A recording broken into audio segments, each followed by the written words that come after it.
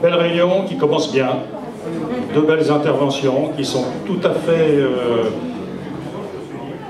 nous préparent ce que j'ai envie de vous dire ce soir sur un ton... pas prendre d'emphase, on va simplement parler entre Campinois. Pour ceux qui auraient assisté hier soir au conseil municipal et qui sont là ce soir, on est sur la même planète. Parce qu'hier c'était quand même champion de la langue de bois, de la communication, pour masquer la misère d'une politique qui est à bout de souffle. Et là, ce qu'on a entendu pour le moment, c'est pour moi, sans esprit partisan, on le ressent comme tel, c'est du vrai langage, c'est du bon sens, c'est un langage républicain. On a commencé la soirée en parlant de rassemblement. À la fin de la réunion, eh bien, on symbolisera ce rassemblement républicain. On chantera la Marseillaise ensemble pour célébrer cette grande vocation qu'on doit retrouver à Champigny d'une vie démocratique, d'une vie républicaine. Mon intervention, je vais commencer par dire d'où je viens, pourquoi je suis ici devant vous ce soir. Dans le prolongement, je vous expliquerai comment on veut proposer un projet aux Campinois et singulièrement partir de nos valeurs. Je pense que nous tous, Français, Campinois, on a besoin de savoir vers où on va, quelle société on veut construire. Et cette société, elle doit être référente par rapport à des valeurs, toutes les valeurs qu'on partagera pour cette longue marche vers la victoire au municipal de mars 2015, eh bien, de 2020.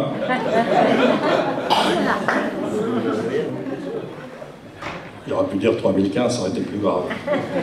2020, eh bien, on va utiliser, comme je leur dis, on va utiliser notre boussole pour trouver le bon chemin. C'est la boussole sur laquelle on inscrira toutes nos valeurs.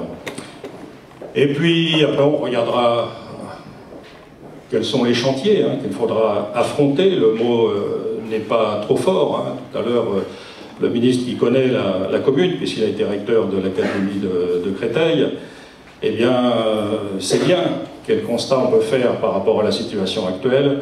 Et on sait très bien que la campagne sera difficile, mais après, ce sera aussi très difficile. Il faudra vraiment qu'on se mette tous à l'ouvrage et qu'on recherche un marqueur fort dans toute la politique que je vous proposerai, c'est l'excellence.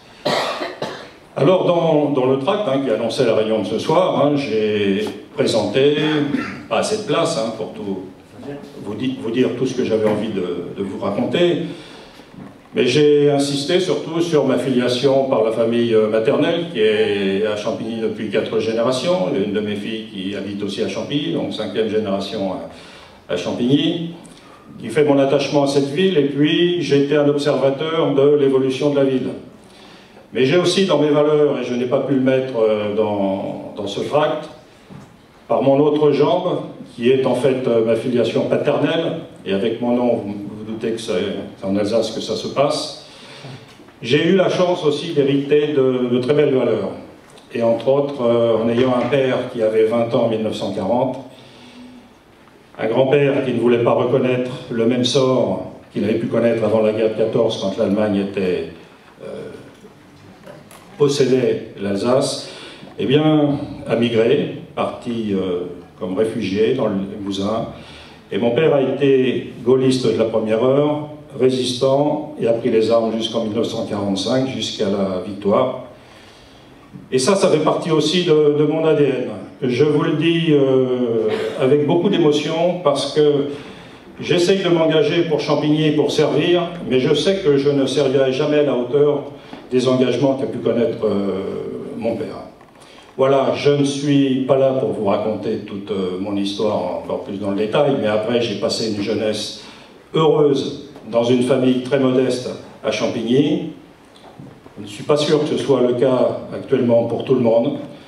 Et ça, c'est quelque chose que j'ai pu constater depuis mon enfance. Bien, la situation ne fait que se dégrader. Pourquoi? Parce qu'on a en fait des responsables politiques qui n'ont pas assez de motivation, qui n'ont pas assez de courage, comme disait le ministre tout à l'heure, pour affronter les vrais problèmes de la vie, c'est-à-dire se mettre au service de la population, des Campinois, singulièrement des jeunes. Vous entendrez souvent parler des jeunes, mais pour autant, pour nos aînés aussi, il y a beaucoup à faire, parce qu'ils sont souvent dans une situation qui pourrait presque s'apparenter à de l'abandon. Ils ne protestent pas, ils ne font pas de bruit, mais c'est la responsabilité morale et politique des élus de s'occuper d'eux, et autrement, comme on le fait actuellement. Donc, après vous avoir dit d'où je venais, pourquoi je suis là ce soir, eh bien, le procédé qui m'a amené à venir ici, il est tout à fait transparent. Jusqu'au mois d'avril, je ne pensais pas m'engager à Champigny. J'étais venu aider en 2008 Vincent Schricky, un ami que j'apprécie beaucoup, mais c'était surtout pour l'aider. Ensuite, vous savez, la vie politique dans les partis, c'est pas mon truc en fait. Et puis grenouiller pour monter dans une structure, pour espérer être candidat, c'était pas quelque chose qui m'enthousiasmait non plus. Je me suis aperçu que bien souvent, il fallait plus se méfier de ses amis quand on est dans un parti politique, avoir des yeux dans le dos, parce que ici, on a de nouveaux camarades qui ont été exclus hier. Donc, quand on s'épanouit dans un métier qu'on apprécie, eh bien, on préfère continuer sur cette voie-là. Et puis, au mois d'avril, une de mes filles qui me dit bah, tu sais, à Champigny, à la République En Marche, ça serait bien que tu viennes nous aider, que la campagne arrive.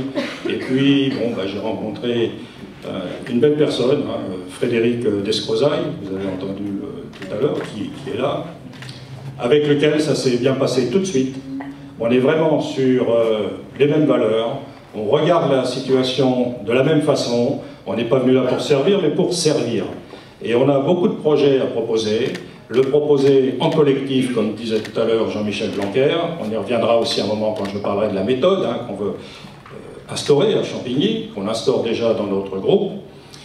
Et ben, je lui ai dit, voilà, à quoi je peux servir au niveau de la République En Marche.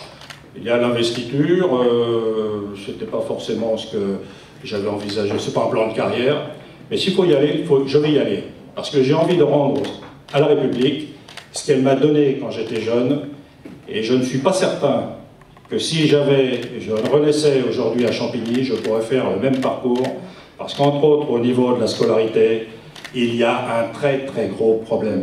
Et c'est l'omerta. Et l'exode scolaire, c'est un sport local, y compris parmi nos grands chefs communistes, hein, qui vilipendent l'école privée, qui disent que du bien de l'école publique, mais qui s'empressent de les mettre dans les écoles confessionnelles des autres communes. Donc, ce cynisme-là en politique, moi, je ne supporte pas. Donc, tout ce qu'on se dit, y compris dans le groupe, c'est toujours dans un débat ouvert, et c'est ce qui s'est passé avec Frédéric. Ensuite, j'ai rencontré le référent du département, hein, Nabil. C'est très bien passé. Je voulais simplement savoir quelles étaient mes valeurs, pourquoi je m'engagerais à Champigny. C'est très simple. Il ne m'a pas expliqué qu'il y avait un chef dans le parti à vénérer, qu'il faudrait rendre des comptes à un tel ou un tel. C'est vraiment un bonheur. C'est-à-dire que l'ADN affiché de l'AREM, bah, c'est l'ADN réel de l'ADN. Et cette équipe que j'ai rencontrée à Champigny, qui est conduite par Nizar, hein, un jeune professionnel, ingénieur brillant, hein, dans les idées aussi. Hein. Alors j'ai commencé, allez Nizar, je ne vais pas citer les autres membres de l'équipe parce que je vais en oublier et ça serait grave. Mais cette équipe, un bonheur de travailler avec des jeunes, le profil c'est entre 35 et 45 ans. Des gens qui sont venus là aussi pour servir, qui réussissent dans leur vie professionnelle, qui ont de belles trajectoires et qui consacrent du temps à la ville pour réfléchir au projet qu'on va vous présenter au mois de janvier, parce qu'ils partagent les mêmes valeurs. Et parmi ces valeurs, dommage que Jean-Michel soit parti, parce que j'assume un plagiat à 100%, on remet en tête la confiance et respecter autrui. La confiance, on sait ce que ça veut dire par rapport à nos élus. Dans tous les quartiers, il y a des associations qui se montent parce qu'on ne sait pas ce qui se prépare. Et on se dit, n'importe quel projet peut tomber n'importe où sans avoir consulter les citoyens, enfin les Campinoises et les Campinois, on voit bien que le seul objectif, c'est pas de développer une ville harmonieuse, une ville équilibrée, une ville citoyenne, au vrai sens du terme. Alors on est abreuvé de communication, tout le monde a bien compris que c'était que du décor de cinéma, et que derrière il n'y avait rien. Derrière c'était un monde qui était en train de s'écrouler, et une société dont nous ne voulons pas. Donc c'est pour ça que j'ai trouvé dans la REM vraiment un milieu qui me plaît pour faire de la politique avec un grand P. Et je reviendrai en fin d'intervention pour vous inviter à nous rejoindre.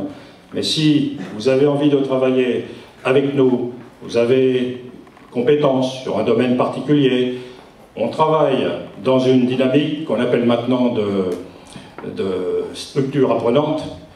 Et Champigny, quand je serai maire, sera aussi une ville apprenante.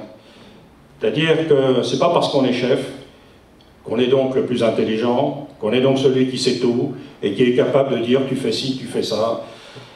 J'ai coutume de dire aussi que j'ai besoin de compétences. Donc la cartographie du prochain conseil municipal, elle n'est pas du tout faite.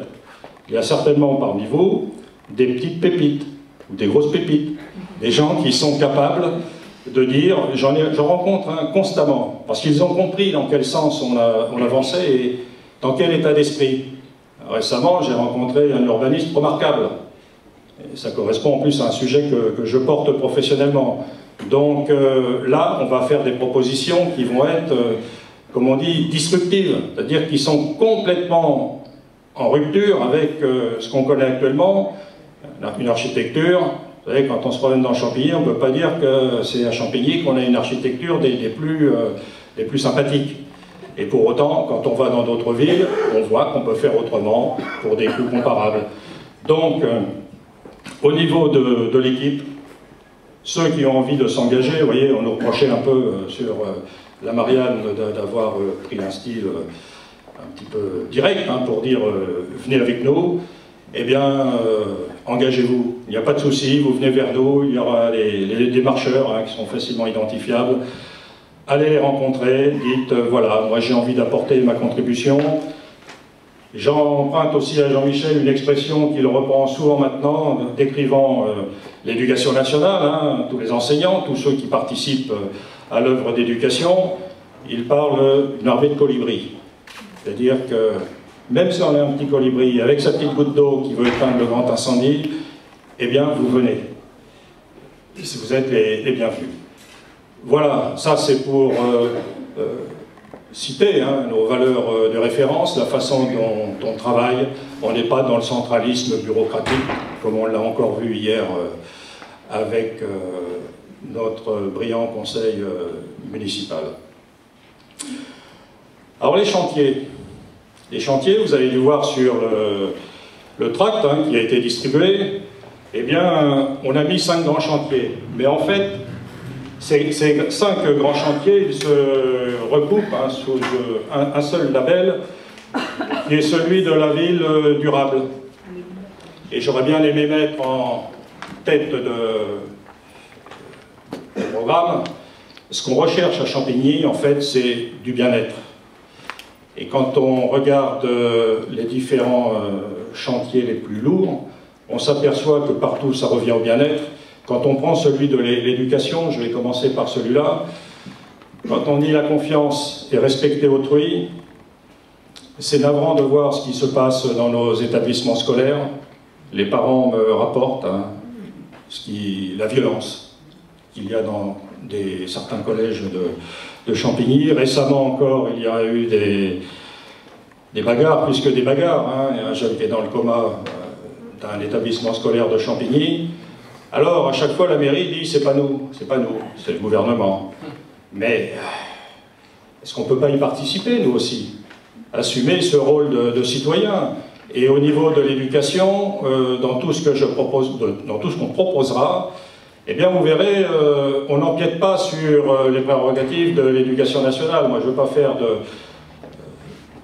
d'intrusion par rapport à un champ qui est le mien du point de vue professionnel, mais il y a tout un espace à conquérir entre l'école et la maison. C'est ce que j'ai appelé pour une ville républicaine.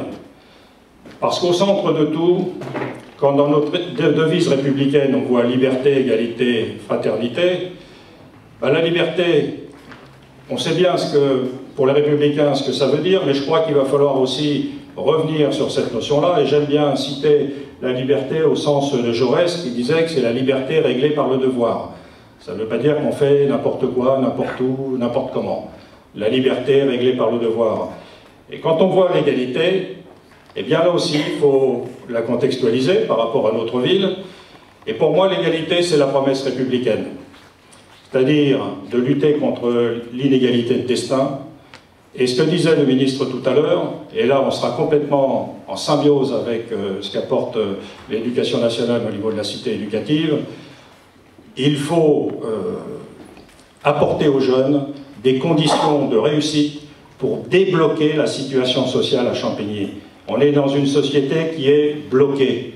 Il n'y a plus de parcours social comme moi je l'ai connu quand j'étais jeune. Alors je ne suis pas en train de faire le numéro de l'ancien combattant, mais quand j'étais à l'école du Plan à Champigny, eh bien dans la classe, il y avait des fils de médecins, dans ma rue, il y avait un fils de cadre supérieur qui était expert comptable, et puis on jouait tous ensemble dans la rue.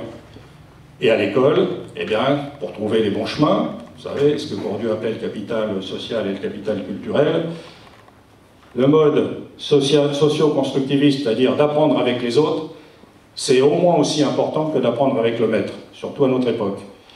Donc, ce qu'il faut, c'est réactiver ce parcours scolaire qui aura comme conséquence de donner des formations de bon niveau, donner de l'ambition et rechercher de l'excellence pour que les jeunes aient des métiers comme les autres, dans les autres villes.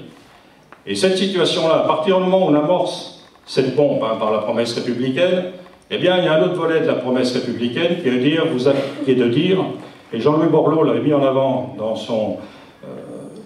sa mission sur la rénovation urbaine, ça déclenche un autre processus qui est de dire, le logement social, on n'est pas condamné à rester vivre toute sa vie dans un logement social, et il y a un parcours qui doit se faire, et je pense, sans m'avancer beaucoup, que beaucoup de nos concitoyens campinois se sentent prisonniers.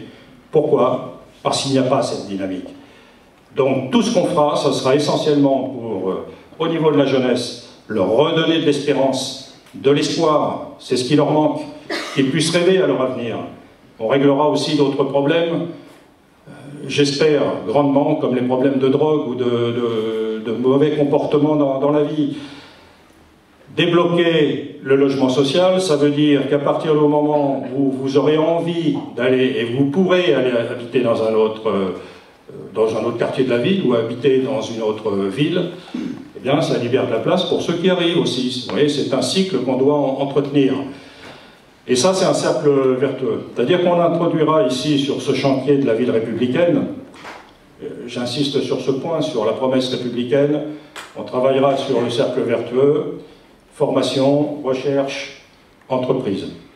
Et il faudra à tout prix qu'on implante à Champigny des entreprises de haut niveau, des universités ou des écoles d'ingénieurs. J'ai déjà une idée par rapport à ça, et y compris de la recherche. Et comme notre ministre le dit souvent, je veux maintenant que chaque enseignant soit un enseignant-chercheur. Parce qu'on ne peut pas continuer à avancer en regardant dans le rétroviseur. Il va falloir être, comme je le disais tout à l'heure en citant Mandela, il va falloir qu'on ait de l'inspiration. De l'inspiration, c'est-à-dire être capable d'innover, d'être créatif.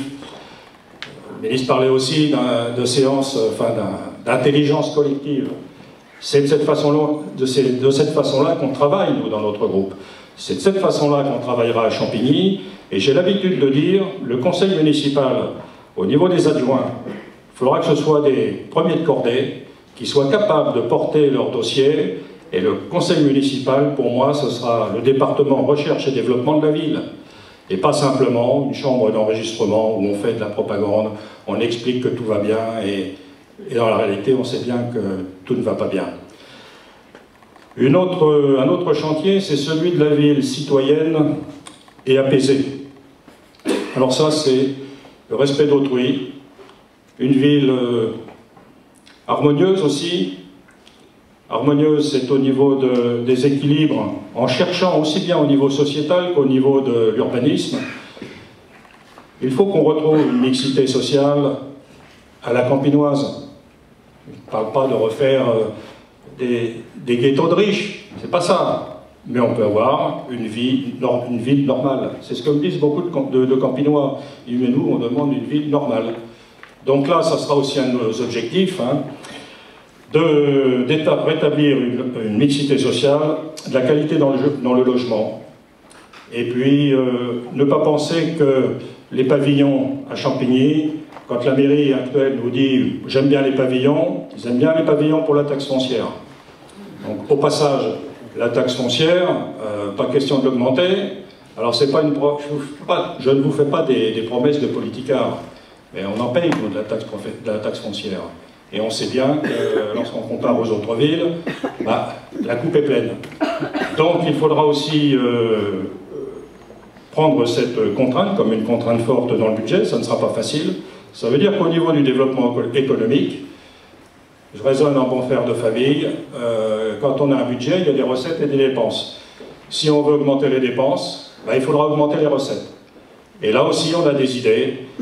Même pour certaines idées, vous verrez qu'elles sont très innovantes, tournées vers le fonctionnement du XXIe siècle. Et on pourra même faire de Champigny, là aussi, on a l'ambition et le courage de faire de Champigny une ville pilote. Alors on me fait signe que je suis un petit peu long, mais j'aurais bien voulu vous parler encore d'autres choses.